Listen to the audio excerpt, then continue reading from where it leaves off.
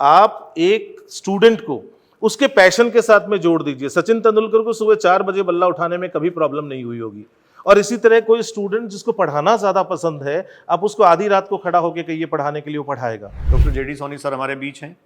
आप एक समृद्ध विश्वविद्यालय में पढ़े जो नॉलेज के मामले में वास्तव में समृद्ध है, दुनिया मानती है, दुनिया जानती है इस बात को। सर, आज की इस परिचर्चा में हमारा जो पहला और मुख्य बिंदु था वो ये था कि आपके अपने जीवन के एज ए स्टूडेंट, एक विद्यार्थी के रूप में, एक शिक्षक के रूप में रोचक अनुभव क्या है। दूसरा, आज की सोसाइटी को, जो बच्चे हैं, पेरेंट्स हैं, उनको हम प्रॉस्पर करने के लिए, उनको एक प्रॉस्पेरिटी जो है वो एकेडमिक्स के साथ साथ हम बाकी की को करिकुलर एक्टिविटी की भी दे पाएँ, तो हम क्या बेहतर कर सकते हैं। और जब बच्चे हमारी बातें सुनेंगे तो शायद कुछ बच्चों की जिंदगियों में कुछ परिवर्तन जरूर आएंगे। मैं एक छोटी सी घटना से मेरी बात शुरू करता हूँ। बीएससी खत्म हुआ था, 1998 की बात है, और मेरे एक बहुत अच्छे मित्र हैं सुभाष राज पुरोहित। अभी वो पेंसिल्वेनिया स्टेट यूनिवर्सिटी से पीडीएफ करके अभी उन्होंने अपनी लैब खोली है अहमदाबाद में। जब हम बाहर निकले तो उन्होंने मुझे एक ही बात कही कि सोनी, अब हम लोग बाजार में उतर गए हैं, औकात पता लग जाएगी। और वो बात इतने साधारण तरीके से थी कि अब हमें वो करना है जिसके लिए हम बने हैं, हमें बेसिक ट्रेनिंग हमारी पूरी हो गई है। फिर दो छोटी छोटी घटनाएं और कोट करूंगा। एक बार के लिए जब मेरा सबसे पहले उत्तराखंड में असिस्टेंट प्रोफेसर के रूप में सिलेक्शन हुआ, तो मेरे एक टीचर हैं प्रोफेसर बटूला, वो मुझे चाय पे ले गए, और जब नीचे बैठे थे तो उन्होंने मुझे एक ही बात कही थी कि सोनी, तुम एक ऐसे प्रोफेशन में आ रहे हो जिसमें लोग सोचते हैं कि जिम्मेदारी बहुत कम है, लेकिन तुम्हारे कंधे बहुत भारी होंगे। तो दो चीज़ों का हमेशा ध्यान रखना। एक, तुम्हें कुछ चीज़ों से दूरियां बनानी है, और वो दूरियां जो है वो तुम्हारी होनी चाहिए किसी भी तरह की कोई भी फाइनेंशियल इरेगुलरिटीज़ में आप नहीं आने चाहिए, और एक अपोजिट सेक्स के प्रति हमेशा आपका एक सम्मान का दर्जा होना चाहिए।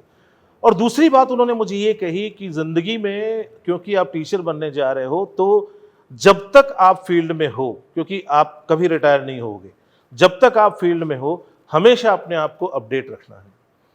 एक घटना उसके बाद और हुई, क्योंकि मैं 3 सिक्वेंशियल बता रहा हूं कि मेरे एक गाइड हुआ करते थे प्रोफेसर असलम महमूद सर। मैं 12 साल बाद उनसे मिलने गया उनके घर। वो रिटायर हो चुके थे, काफ़ी वृद्ध थे। जब हम लोग उनसे बातें कर रहे थे, थोड़ी देर बाद उन्होंने कहा कि चाय पीते हैं, तो मैंने कहा सर मैं चाय बना लाता हूँ, क्योंकि मुझे घर में कोई दिखा नहीं। मैं जैसे ही चाय बनाने के लिए उठा तो सर ने कहा नहीं, आज तुम मेरे मेहमान हो। ये वही टीचर थे जिन्होंने मुझे तैयार किया था, सालों तक मुझे पढ़ाया, और उन्होंने ना हमसे चाय बनवाई, हमें कहा कि आप आ जाओ किचन में, खड़े खड़े बातें करेंगे। उन्होंने चाय बनाई, हमें सर्व की, और फिर हमने पी। तो वो एक, उन्होंने मुझे एक ऐसा, मेरे कंधों पे एक ऐसा बोझ दे दिया कि मुझे जिंदगी भर किस तरह मेरे स्टूडेंट्स के साथ में व्यवहार करना है। मैं अब अपनी मुद्दे की बात पे आता हूँ कि जो तनाव का माहौल जिसकी चर्चा अभी हो रही थी, हमारे यहाँ पे एक बहुत बड़ी कमी है कि हमारे यहाँ पैशन और प्रोफेशन, इन दोनों में कॉन्ग्रुएंस नहीं है, और ये हमारे सारे के सारे अवसाद की मैं सोचता हूँ जड़ है, क्योंकि हमने कभी काउंसलिंग जो है उसको महत्व दिया ही नहीं। काउंसलिंग हमें स्टूडेंट की भी ज़रूरी है, काउंसलिंग हमें टीचर की भी ज़रूरी है, काउंसलिंग हमें पेरेंट्स की भी ज़रूरी है, लेकिन सबसे ज़्यादा जो हमें काउंसलिंग चाहिए वो स्टूडेंट की चाहिए। आज जो स्टूडेंट यहाँ सीकर में या कोटा में जो आईआईटी और नीट की कोचिंग के लिए आता है, उसमें बहुत सारे बच्चे ऐसे हैं, उन्हें ये नहीं पता कि वो इस जो जहाँ उन्हें उतारा गया है, इस प्लेटफॉर्म पे वो अपनी मर्जी से आए हैं, या उनका जो ट्रैक रिकॉर्ड रहा कि तुम बहुत अच्छे स्टूडेंट रहे हो क्लास में, तो तुम्हें ये करना चाहिए। कहीं पर भी उन्हें ये ओरिएंटेशन का मौका ही नहीं मिला कि वो किसके लिए बने हैं और उन्हें आगे क्या करना है।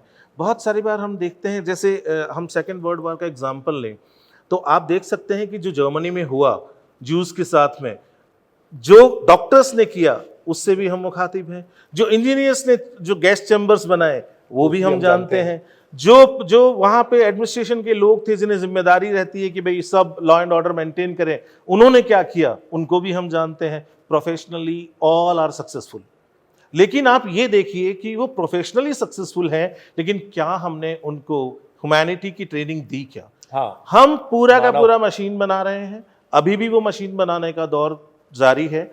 आप एक स्टूडेंट को उसके पैशन के साथ में जोड़ दीजिए। सचिन तेंदुलकर को सुबह 4 बजे बल्ला उठाने में कभी प्रॉब्लम नहीं हुई होगी, और इसी तरह कोई स्टूडेंट जिसको पढ़ाना ज़्यादा पसंद है, आप उसको आधी रात को खड़ा होकर कहिए पढ़ाने के लिए, वो पढ़ाएगा। ठीक इसी तरह है, हर व्यक्ति किसी न किसी एक विशिष्ट क्षेत्र के लिए बना है। हमारा काम है कि उस क्षेत्र को आइडेंटिफाई करके और फिर उसको प्रोफेशनल ट्रेनिंग के लिए डालना। यदि हम ये कर पाए तो शायद आज जो स्टूडेंट हमारे बोझ समझ रहे हैं, थोड़ा बहुत भी प्रेशर ज़्यादा आता है वो ले नहीं पाते, और कुछ ऐसी घटनाएं घटित होती है जो पूरे समाज के लिए बड़ी शर्मिंदगी की स्थिति पैदा कर देती है। अभी कोटा में शायद 23 सुसाइड हो चुके हैं अभी हाल ही के दिनों में। तो ये सारी घटनाएं जो हैं, इनके पीछे हमें कहीं ना कहीं खोजना पड़ेगा इस चीज को कि हम स्टूडेंट को मोल्ड करना शुरू करें, बुनियादी कारणों को खोजना पड़ेगा। शुरू करें। एक और गलती हम बहुत बड़ी कर रहे हैं कि बुनियादी शिक्षा, जो स्कूल शिक्षा हम बोलते हैं उसको, हम उससे बच्चे को हटा रहे हैं।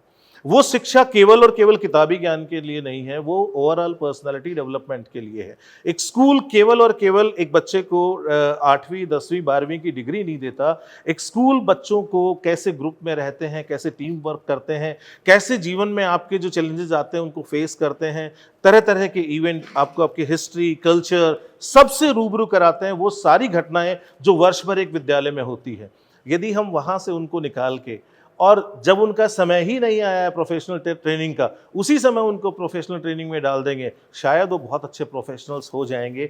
लेकिन मुझे कहीं ना कहीं शक है कि कहीं वो वैसे ही प्रोफेशनल ना हो जाए जो सेकेंड वर्ल्ड वॉर में हमने हिटलर के अंडर में काम करते हुए लोगों को देखा।